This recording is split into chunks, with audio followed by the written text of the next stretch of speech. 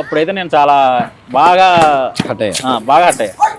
ఇంకా మనం పర్ఫార్మ్ చేసినప్పుడు కూడా మనం ఇంకా టాప్ పర్ఫార్మెన్స్ కదా, ఇప్పుడు వేరే వాళ్ళు చేసారు అనుకోవచ్చు. టాప్ పర్ఫార్మెన్స్ చేసినప్పుడు కూడా మనం ఛాన్స్ లేకపోతే నిజంగా నేను విద్యుత్ ట్రోఫీ ఆడి ఇక్కడ మన ఆంధ్రాకి వచ్చి ఉంటే అప్పుడు నాకు వేరే ఉండేది. అవును, నా కెరీర్ నేను విద్యుత్ ట్రోఫీ అక్కడ ఆడి విద్యుత్ ట్రోఫీ ఆడాడు. అప్పుడు నేను ఇక్కడికి వచ్చాను ఆంధ్రాకి. నేను T20 ముస్తకాలు ఈజీగా ఆడు.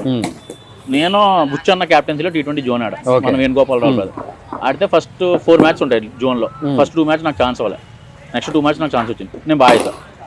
అండర్ 4 అకాడమీ వేసాను T20లో. అండర్ 4 అకాడమీ దాంట్లో మెడిన్ ఓవర్స్ కూడా 1-2 మెడిన్ ఓవర్లు వేసాను T20 జోన్లో. అయితే చెప్పాడు అన్న, అరే ఆడి ముందు 2 మ్యాచ్లు వేయించినా కూడా ఆడేవాడేమో అని చెప్పాను. ఫస్ట్ 2 మ్యాచ్లు ఆడలేకన్నాడు.